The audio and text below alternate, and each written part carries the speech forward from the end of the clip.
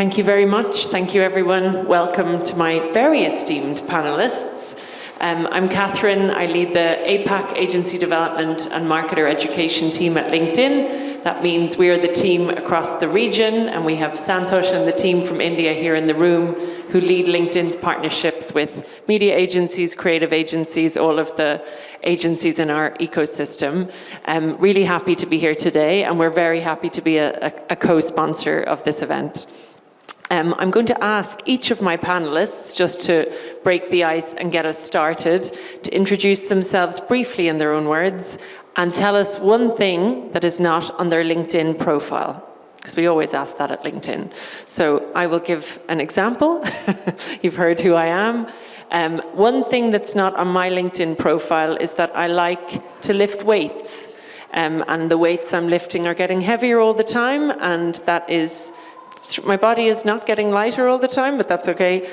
But I find it is a fantastic way to manage stress and just build strength. So if anybody'd like to join me in the gym anytime, you're very welcome. Shailja. Lovely. I'm Shailja Saraswati. I'm the Chief Content Officer at Omnicom Media Group. I would believe that everything is out there on my LinkedIn. I'm also a creator, a host of a podcast, and a YouTube creator. But I think today I would like to mention my love for painting. And I think there's a lot of creative catharsis happens whenever I am in front of a canvas, alone or with my kid. And I think I'm loving that whenever I do it. Thanks. Beautiful. Thank you for sharing that. Lara. Hi, everyone. Good afternoon. I'm Lara from Madison. Well, actually, I'm the one there's not much about me on LinkedIn except for just reposting what our office shares. So lots is not on LinkedIn, but I have to say that of late in the last 1 or 2 months, I've been watching a lot more of LinkedIn, and the content that I see is very, very interesting. Thanks. So hats off to your team. Thank you. Hi, I'm Sancheta. I'm the CEO of Kara. I've had a long time working with, I think, a lot of people in the room, amazing brands and this wonderful country, and looking forward to doing a lot more on that. I think LinkedIn is a really powerful platform. I would have probably dotted all the T's and I's out there, but there's one thing that I'm very jealous about. Some people have and I don't, which is that of having a patent. And I am not a techie, but I think we actually can collaborate and bring something new. So that's one North Star I'm looking for. Definitely. And can I also mention that it is Sanchita's birthday today. So if we can wish her a happy birthday from the audience, that would be great. Hi, I'm Ashwin. So actually there's nothing personal about my LinkedIn profile. But if I have to share something which is not there and which is personal, I love to cook. Oh, wow. So that's my stress buster. Every weekend when I go back home, that's what keeps me occupied. So if we all came over, what would you cook for us?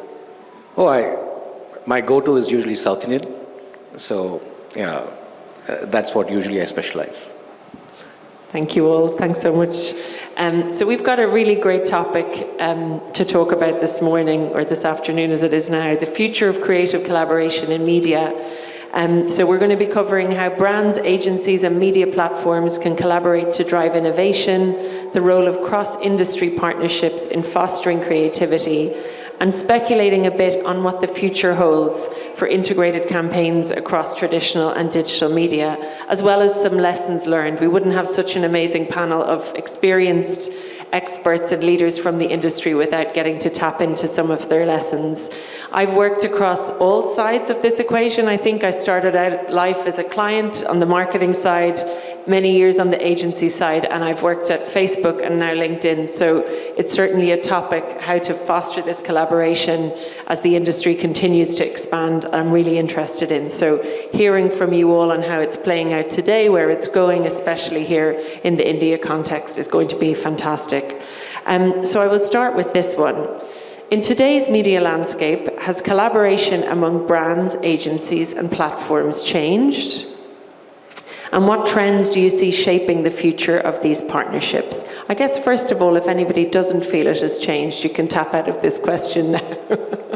We probably all agree that it does. But yeah, I'd love to hear from anybody who would like to get the discussion started on this one. Shailja, you're right next to me, so I'll go to you first. Yeah, thank you. I think it's changed drastically, in my opinion, and it's become extremely dynamic. And because the decisions have to be made faster, and I keep saying, that it's a seller's market, right? There's nobody stopping the publishers or the platforms to go and meet the clients and join the dots. So from an agency perspective, I think it becomes very important for us to be agile and completely be on top of our game in terms of data, insights, the timelines we can deliver certain ideas in to bring it to life. So data tech is playing a huge role, absolutely. But there are challenges, and yes, I think we will be discussing about those challenges as we progress. Great. Okay. Look, agencies staying agile and staying on top of the data. Yeah, love that. Ashwin? So I think we don't have enough collaboration right now. So really, even if we talk about change, it's irrelevant. So really, bringing collaboration would be the challenge, I would say. And for all the reasons that Shailja just spoke about, collaborating has become absolutely imperative to get it right. And I think all of us in the room and outside, it's a responsibility that we have. I think also, if I may add, in today's times, to beat the clutter and to create more engaging content with the consumers, collaboration is absolutely essential. And yes, whilst I agree with him that a lot more can be done, but I think there's also lots that's already happening as well. Yeah, it's almost the norm now that Yes. everybody's around the table, and I think it's just a case of the quality of the collaboration, right, to keep that going. Yeah. Thank you. Sanchita. So I think Sam touched about it. I think at Dentsu, what we are realizing is that there is a shift, and I think you spoke about what are the new trends and shifts. So firstly, we were in a broadcast era, we moved to the precision era, but what we believe now is that we are in the algorithmic era. And why we say that is because, you had mental availability and physical availability for brands, which was important, but you really need to work into algorithmic availability. And the challenge with that is, I think you talked about content. The problem is that, of course, AI being there, the problem is of mediocrity and sameness in content. So therefore, how from a mental availability perspective, how are you going to be navigating that? The other thing is, from an algorithmic physical availability perspective, the whole new wave of retail is also something that we need to take into account. So, of course, the first wave was what you saw in the marketplaces, but now there is this whole aspect of the new wave of retail media, which is what we call URL to IRL, which is going into the in real life, is a new term that I learned. That's very, very important. So, from content, how do you take care of the sameness and deal with that? And with this whole aspect of retail media, how do you see, how can you, for instance, for a lot of our brands, we handle both branding and performance. So therefore, what is the full funnel metrics and learnings, and how do you navigate that? That's one. What are the new opportunities that you can create where offline retail are again getting into the retail media space? So I think for us, there are 4 things that we are really concerned about. One is that how do I get content into the right context so that I can, beat through this incredible clutter that we have and create the right connections, and all of it at the right audiences. So collaboration is required. The collaboration that we require is between media and creative like never before, but also with MarTech. What are the bridges that we can create so that we can navigate this brave, new, amazing world? So Can I just that's what add I to think. what she's saying? I think just to add to what you said, Sanchi, it's also about the world which has drastically become much more immersive, engaging. And I think post-COVID, we've seen a wave of experiential marketing, influencer marketing, interactive content. And I think the knowledge about these things, whether you're in an agency or a platform or client, it's become must. So uptake in your knowledge, continuously upgrading yourself. I think that's another area which the outcome will be a collaboration of that. Yes. Because, the platform is trying to make us understand something, and we are trying to break that into data and insights and make the brand understand. But I think it's all of us coming together and understand that the world has changed outside. From a content, how we are engaging with content, per se. There's a lovely thought there about there's kind of like building the collective knowledge, because I think we're at a stage where no one body, no one agency, no one client, no one platform could claim to know everything about where things are, where it's going. So, yeah, you brought up something really nice there about if everybody's trying to feed the collective knowledge, then that's a lot more. There's a lot more value there than everybody jostling for a seat at the table or to be the smartest one in the room. That's a nice thought. And thank you for introducing us to two new to me concepts. I had heard the algorithmic era certainly mentioned, but that you've shed some light on that. And also URL to IRL. I'm always going to be a fan of eventually ending up in IRL, so thank you for that one. So let's put the focus on agencies, given that you all are agency leaders. How can agencies be an agent in encouraging more creative risks in this process when working with brands, your clients, and the media platforms? How do you think about that being an accelerant of that? I think, the leaders especially need to walk the talk of being brave, because the world out there is very bold and moving in a very fast pace. And when leaders start taking those risks and there's showcase of some bold ideas fructifying and coming to life, it gives a lot of encouragement to the industry, to the agency, to the people around, that it's okay to think bold. It's okay to turn around campaigns in 3 days' time, which is unheard of. But that's what we are experiencing more often than not, right? So we, instead of spending too much time on data crunching, and I think Sam mentioned in the morning about, it's not about the world of AOPs anymore, it's about quarterly reviews, it's about fortnightly evaluations. I think that's the world we are in right now. Yeah, back to your agile from earlier, but also leading from the top. Yeah. So my view is that I think as agencies, we are probably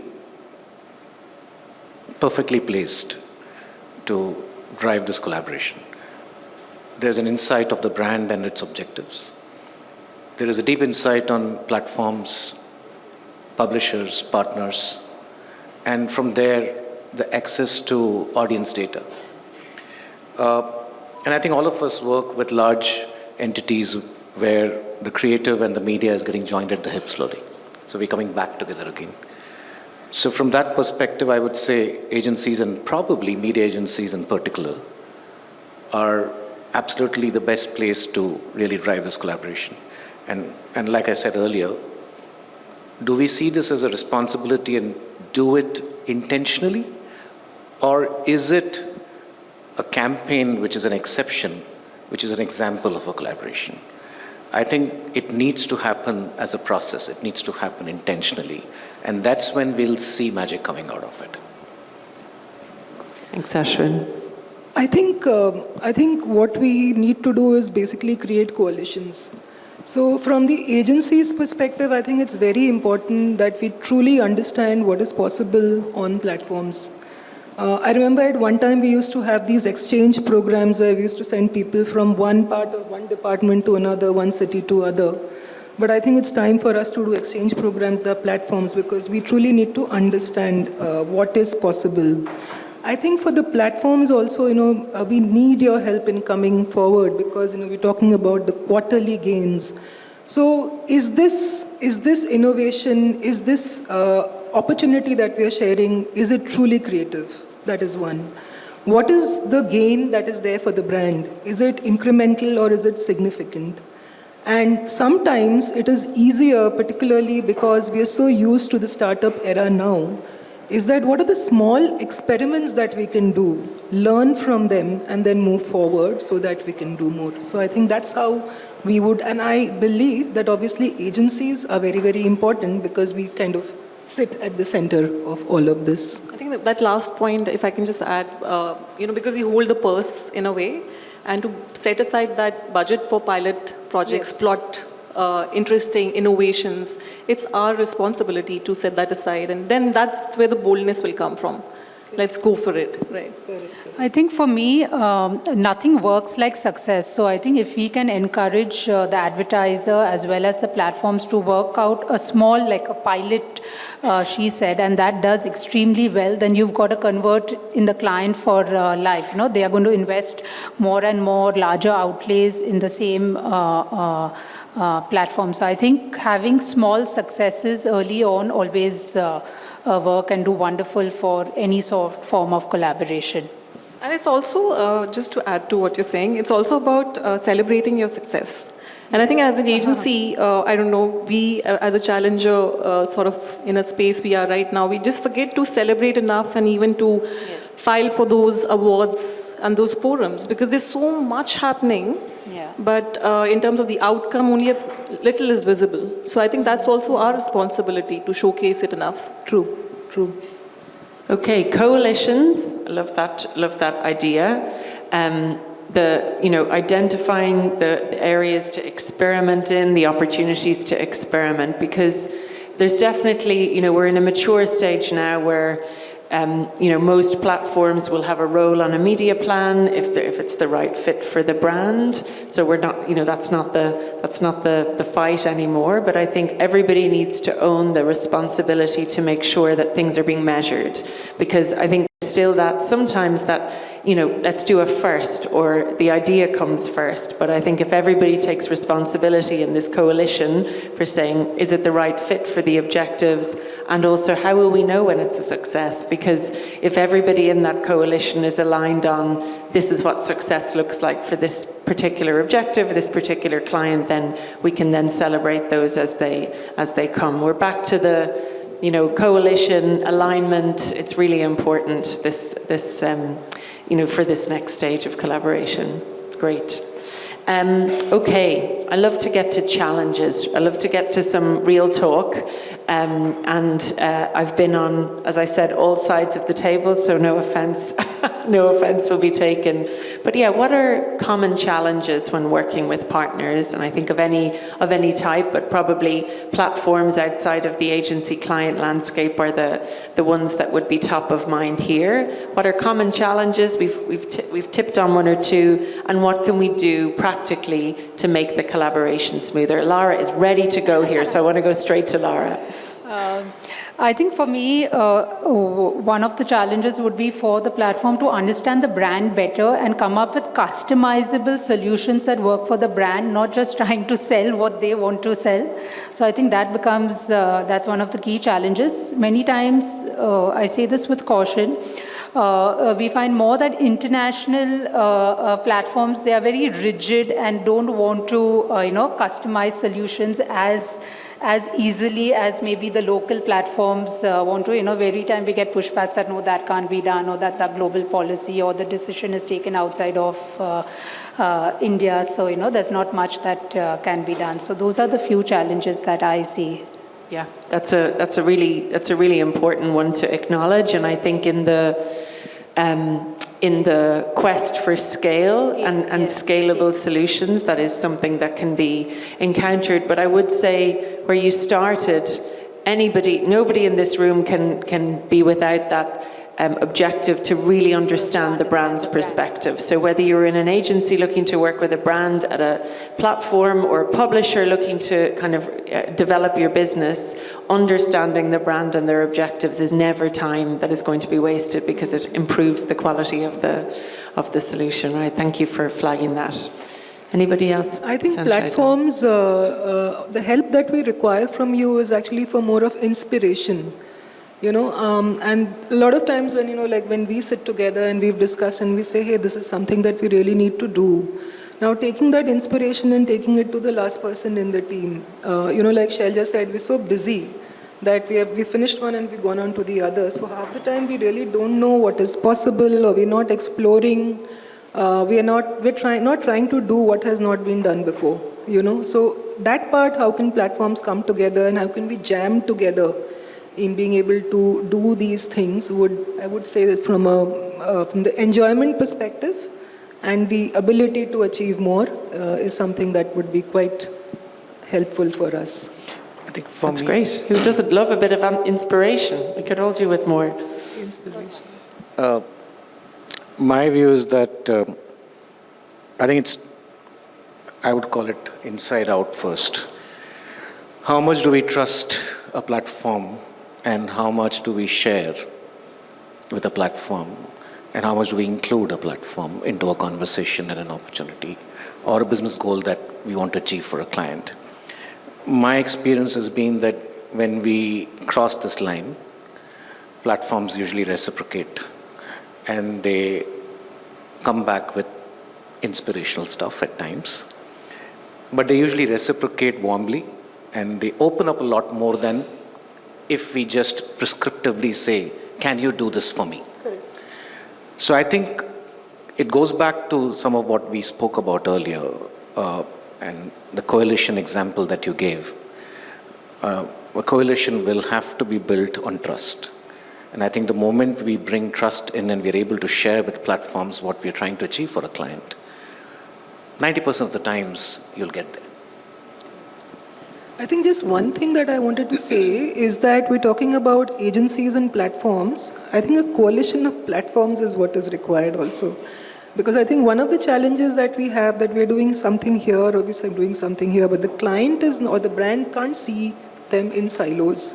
So if you all can break the walls between you all and come together, then that's another area that would be very, very enabling for us.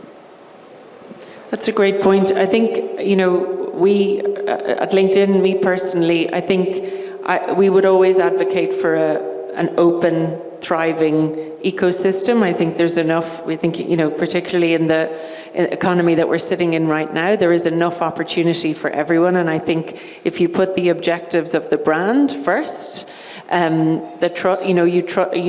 trust is assumed between all parties and then built upon. I think that again only leads to better ideas and also the right roles for the right platforms. We're always really clear at LinkedIn. It might not be every brand or every brief. We'll be really clear about what we can do very well, and then we'll collaborate well to sort of figure out the rest. So I think that's a great call to arms as well. Sanchita, Shailja. I think a lot is said, but I think what I feel is the input is coming from the brand side, right? We are giving an output to it. The outcome is coming on the platform. It's just one story. There are three parts to the same story, and if we understand that, at Omnicom, the practice which I lead and the people who are holding this practice together, they have taken it on themselves to understand both sides of the story, the input and the outcome. Output is happening here, but in terms of getting that intelligence or inspiration back home and working together as partners in crime and keep coming up with excellence, one after the other. I think it's all about energy exchange, it's about inspiration, it's about how you are treating your platforms and your partners. Is it in the same length and breadth as we treat our brands? So there's a lot more introspection which is required, and I think the floodgates open up, in my experience. Agree. Ashwin, you mentioned earlier again about trust, and it occurred to me that there's a parallel with, if I think about when I was at agency side, the clients I would give my most to were the ones who brought me into their offices or their stores or, brought me into their own customer meetings. It's like when someone lets you in and really transparently trusts and shares with you, you will go to extraordinary lengths to innovate for them. And it's also at what stage they are letting you in, right? I think we've had this discussion many times. It's about from a content, campaign design perspective. I want to be in the game at the inception, not when it's already baked, because the solutions will be half baked then.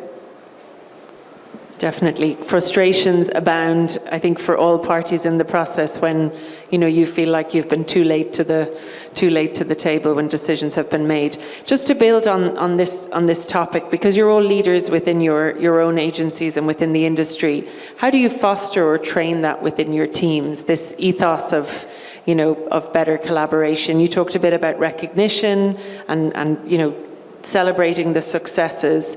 What are some of the ways that you're all currently thinking about fostering this deeper collaboration across the ecosystem? So we actually are working in Denso, we're working with alliances. That's something that is very, very important to us. And in the alliances, when we are reaching out, for instance, when we reach out for an alliance with LinkedIn, we are saying that, you have great insights.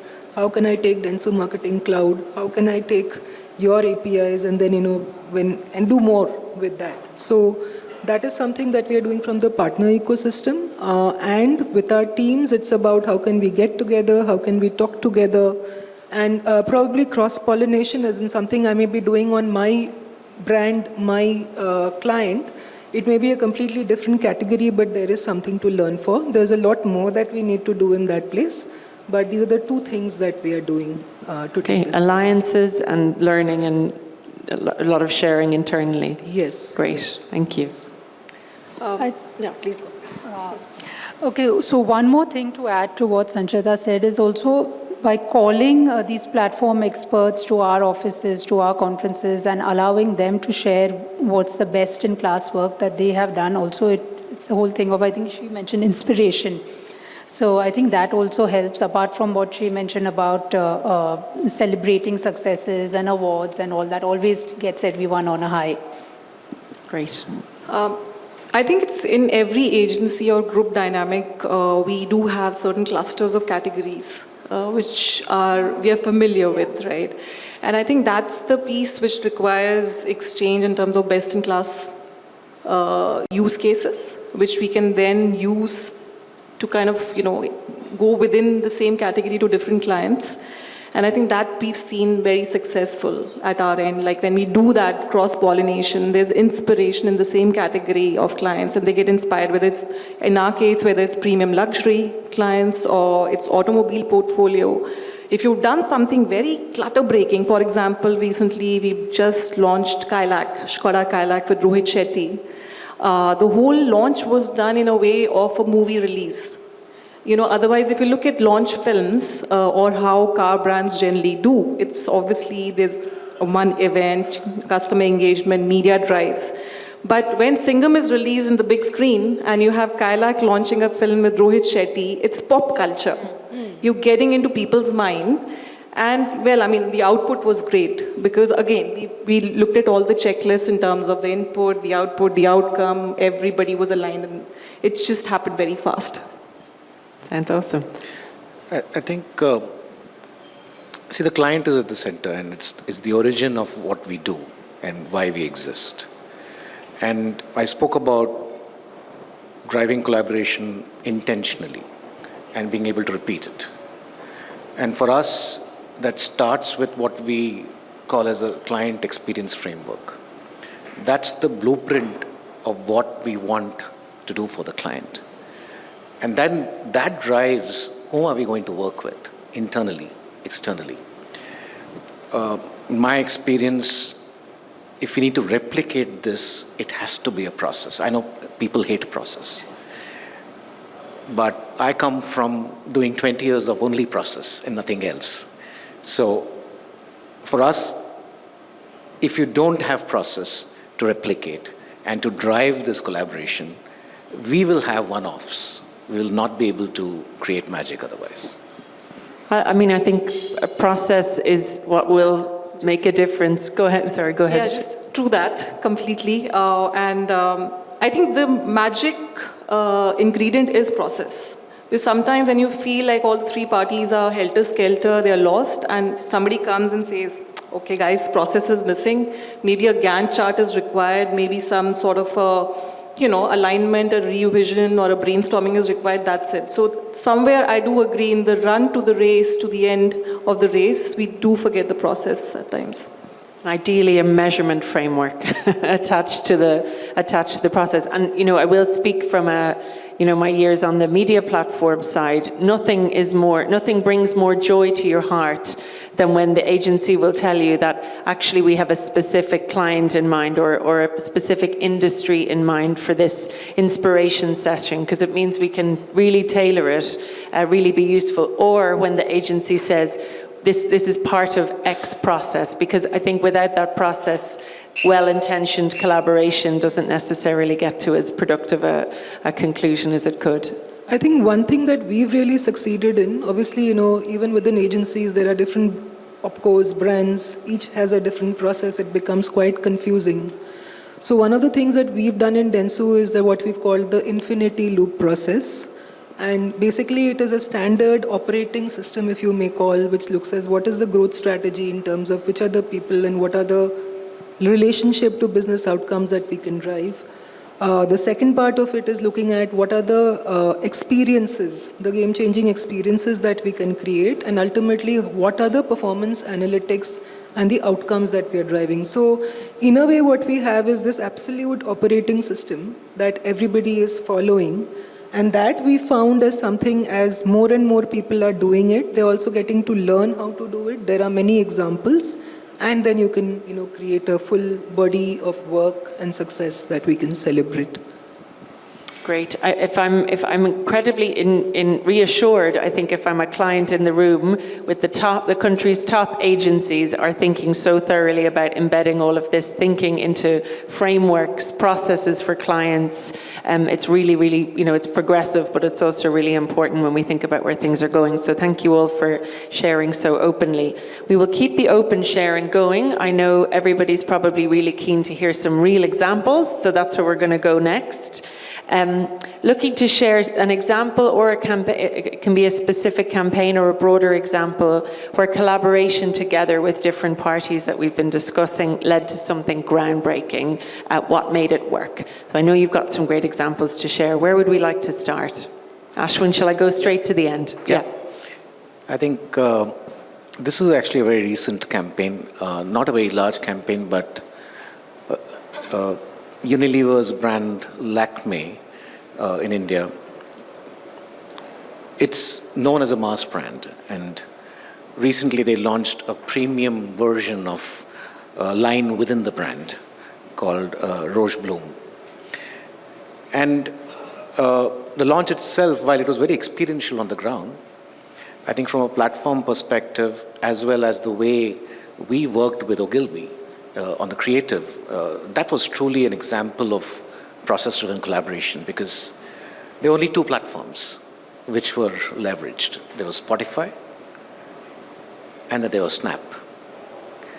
And the choice of the platforms came from an understanding of the audiences that we wanted to reach. And we sat down with the platforms and did a deep mining of these audiences. That insight went back to creative. And the whole creative strategy from Ogilvy came out of the insights that came from the platform. And the brand's seen the kind of sampling and adoption that they'd never seen in all the other launches that they'd done earlier. So great example of actually bringing everybody together and building it as a process where the handshake happens from one to the other. And to Shailja's point, we had 2 weeks to launch it. So the process also helped us crunch the timelines.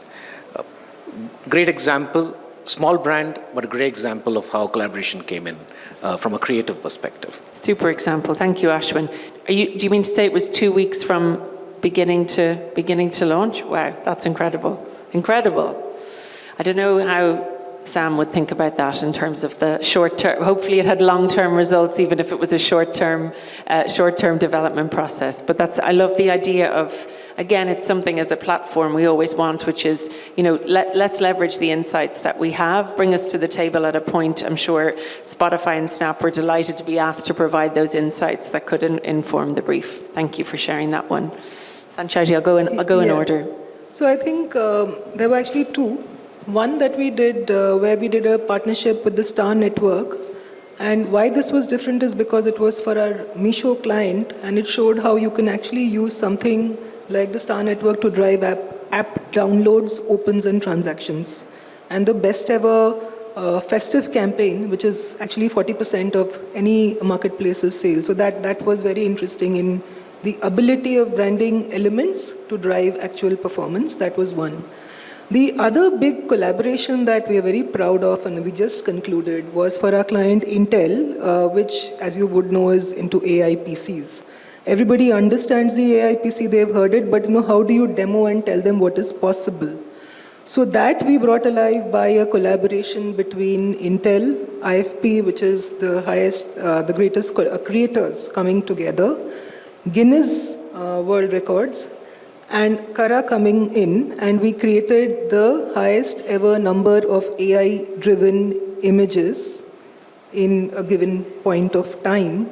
So this was the power of collaboration of everybody coming together and showcasing something which was very difficult for consumers to get to understand in a simple way. So I think that's something very proud of what the team has achieved. Congratulations! You can't beat a world record to add to your shelf. Can I just tap in a little bit on that example? When I think about the many teams that must be involved in pulling off something like that, what made it work for the teams? Just individual teams collaborating. If we can go a click into that. So basically, there was the business team from our side, the content team, the IFP team. There were a lot of creators that we were working with, and the client. Because it really meant understanding what was possible on the product. This was an event which was there, but how could we ride on it? How could we extract more on it? And then, of course, the whole negotiation with Guinness, because anybody who's attempted to do a Guinness World Record will know it's not easy. And then the bravery and the boldness to say, I'm going to attempt it, and going ahead and making it. So it's about, I believe, diverse people with diverse talents and skill sets coming together, and also the power and passion of wanting to make something happen. So these were the ingredients which enabled us to swing this off. Thank you so much. Laura. Yeah. So I wanted to share an example of which recently concluded for Saffola, which is a cooking oil, and they have this thing of saying that that's the oil which is very good for the heart. So every year on World Heart Day, and this has been going on for the last almost 15 years. So every year on year, we come up with interesting ideas and innovations and partner with platforms and other media partners to come up with something interesting. So I'll give an example. A few years ago, or many years ago, we tied up with 6 radio stations, and all 6 stations for 1 hour just played the sound of a beating heart. And at the end of that was a message, a brand message. Cut to today, we recently concluded in October. So this year what they came up with is how effectively, how well you climb up stairs is an indicator of heart health. So we launched the campaign on digital, and at the end we created a microsite where consumers could first download the thing and then talk to the protagonist, the lead model, and talk to them as they were climbing the stairs, and then they would get a measure of how good their heart was. What we also did was on TV, on general entertainment channels, we went to 4 main channels and went to the main shows, and in that we partnered with them where in the lead protagonists of those shows came into our ads saying that, and talking to their directors saying that, no, I don't want to do this shot over here, let me do this shot on the top of a staircase. So, we integrated, and this was all done, managed through us, through the media. So it was a creative thing done, but done by the media agency. So it's done quite well for the brand. And it's been happening consistently year on year. We've been coming up with new ideas for this. Thank you, Laura. That's such a great long-term brand example that has evolved with the times and evolved with new platforms. I love how integrated that was, and it occurs to me just on the topic of the last session, you probably are doing good, while building that brand, because lots of people, if they're following those guidelines, will be getting a little bit healthier just by tapping into the campaign. And I have to say, it was amplified a lot on LinkedIn. Very, very happy to hear that always. Thank you. Shailja. I have 2. Maybe Yes, I have please. 5, but I'll stick to 2 Let me check. today. Yes, okay. Yeah, okay, we have 2 minutes. I think the first one was very interesting. Škoda challenged us on a project in which one of their pillars called Let's Explore, they wanted to do something in the sustainability space. And there was a thought, the wild thought was that in a village in Pune, we want to recycle plastic and create road, right? And responsible exploration was the project in which if you are traveling, don't throw the plastic outside the window, right? So all the plastic was collected at dealerships. We collaborated with one of the NGOs who recycled this plastic and created a 2.5 to 3 kilometer road. And the pain was when we spoke to the Sarpanch in the Panchayat, Lady Sarpanch, she told us stories which would make us weep if I go into details. There are kids who would go to schools and their shoes would get stuck in the mud because that road was in a very bad shape. Or the milkman would come in the van and the van will topple over because there's no road. Imagine a small village, tiny little village, somewhere deep in the heartland of India, is not able to communicate to the rest of the civilization just because there's no road. And that is the plight of our country in certain areas. And what better way to bring Let's Explore responsible exploration to life than create this road? So we ended up creating the road and also created a film which went on digital and it was amplified by influencers. But it was something which warmed our heart as well, right? So that was one. The other one was HSBC during COVID, they had a proposition called the Starstruck. HSBC Starstruck. It was their way of being relevant to the consumer, right? So on their YouTube channel, they used to interact with celebrities. Celebrities would come, interact, talk, dance, sing. COVID finished. Starstruck Lounge was a concept which was taken on ground from digital. And we brought it to life by taking sponsorships of concerts, events, because like I said earlier, experiential marketing had taken off big time.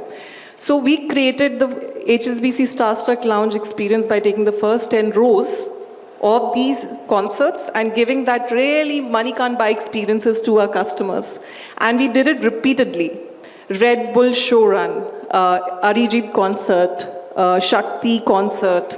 And I think it became extremely popular to the effect that then we took it back to Book My Show and created a unique, exclusive page where you could go and access like Ed Sheeran concert or Dua Lipa concert, Bryan Adams concert, only exclusively through that microsite which was created on Book My Show, still called Starstruck. So that's how times can change, but if you have a very strong proposition, you can keep bringing it alive back again and again, and it will have its arms and legs if it is very strongly rooted in the customer experience, what it really means to the customer. What does Starstruck really means? It's a just up and close experience with your stars. Thank you so much. Listen, someone mentioned earlier, we could keep going by the way, but I have to bring us to a close. Someone mentioned us earlier that there's nothing like inspiration for bringing some of this to life. So we need the process, but we also need the inspiration to show us the way. So thank you all for bringing some inspiration just for us to finish the discussion with. I hope this has inspired wherever you sit, you're attending in the room, wherever you sit in this equation of media agents or agencies, clients, platforms, publishers, and so on. I hope this has inspired you a little bit to think about how you can be part of this future of creative collaboration. It has certainly inspired me to take some of this back to my team every day. So thank you again to my amazing panel. You all did a fabulous job. And thanks to the audience. I hope it's been a great discussion. It certainly has for me. Thank you. Thank you, Catherine. Thank you so much.